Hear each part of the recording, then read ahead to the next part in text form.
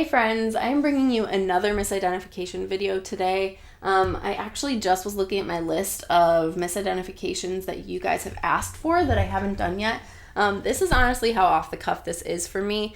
I mean, I have 3 1-year-olds. If you don't know, I'm a mom of triplets. So really when I come here to do these videos, it's very much just a conversation between you and I, very much like it is when I do consultations with clients over Skype with Enneagram. So you guys have asked a lot about 3, 6, and 9. So today I think I'm going to tackle that 3 and 6 misidentification. When we look at the achiever and the loyalist, there's a lot of similarity because they're in the same triangle, as I just said, and we have health flux between the two. So 3, when they are in a good place, when they're functioning high, move towards 6. When 6 is in a bad place and under stress, they move towards 3. So a lot of 6s and 3s that I've worked with and talked to can see a little bit of both in themselves at different points in life. One of the main differences that I usually start with is that 6 is a head type and 3 is a heart type. Most people have some awareness of where they fall in that sense of things. 3s, I would say, are maybe slightly less self-aware in that way, but 3s are heart types. Most 3s, the texts say, sacrifice their heart's desire at a young age in order to live up to what the culture desires from them, in order to win. So a lot of times 3s are out of touch with that feeling component, but it's their core. So if you sit down with a 3, they might not be sure between head and heart, but when the anxiety component comes into play for a 6, that's going to manifest a lot more outwardly, a lot more physiologically than it does for a 3. Even if a 3 struggles with anxiety internally, they're going to really keep that mask up, keep the chameleon going in order to be seen as having it all together. They're probably not, unless they're pretty high functioning, going to reveal that or be outwardly anxious. When 3 moves towards 6 in health, it really looks like taking that focus on self, that focus of achievement. How do I win? How do I further myself? And applying it to the group.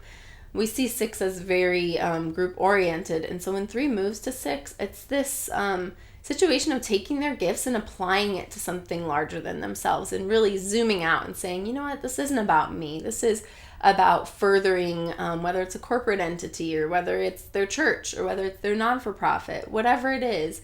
A 3 takes that and turns outward and says, I'm going to apply my gifts for knowing what people want and knowing how to move a project forward and apply it to something other than my own self-promotion.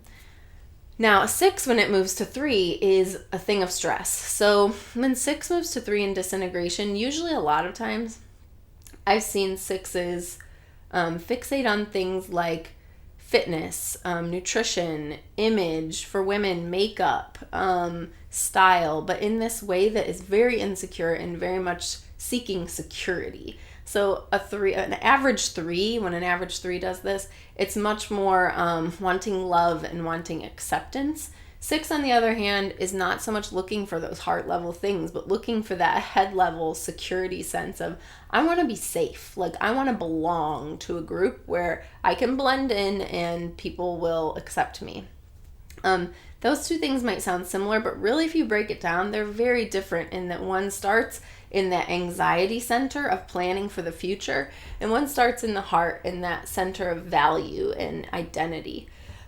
So that's one of the huge differences between 3 and 6 as well. Excuse me. Something else I would say too is that 6 is a reactive type. 3 is not. So I'd say most 6s generally in a conflict situation, especially our counterphobic 6s, are going to be a lot more filterless, a lot more reactive in the sense of reacting verbally to stimuli. A 3, on the other hand, tends to be more calculated. I've met some very intelligent 3s in the sense that they think ahead of every little thing in regards to how is this going to impact my image? How is this going to make me look? 6, on the other hand, tends to fly off the cuff and not so much think about how it makes them look. They might think about how it would impact their security and their safety, especially if they're a self-preservation 6. But a 6 is going to be more naturally reactive, where a 3 might be a little more calculated. I know some exceptions to this. A 6 with a 5 wing is going to be more calculated than a 6 with a 7 wing. Guys, this is what I love about the Enneagram, is that there are so many varieties. So when I make these videos, please know I'm giving you this information so you can apply it to whatever wing variety, whatever instinctual variety you are coming from. But these things do apply. So yes, a 6 with a 5 wing will hang back more, but that reactivity component does apply. And reactivity doesn't always have to be aggressive. So for our counterphobic 6s, they will react in fight.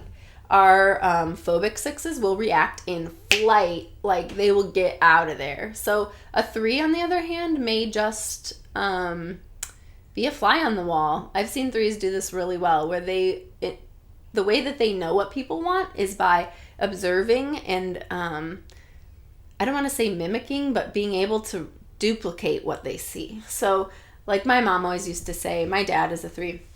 My mom always used to say that my dad would, when he was a young man, he doesn't do this anymore, but when he was a young man, he would go into a department store and look at the mannequin and like buy essentially what was on the mannequin.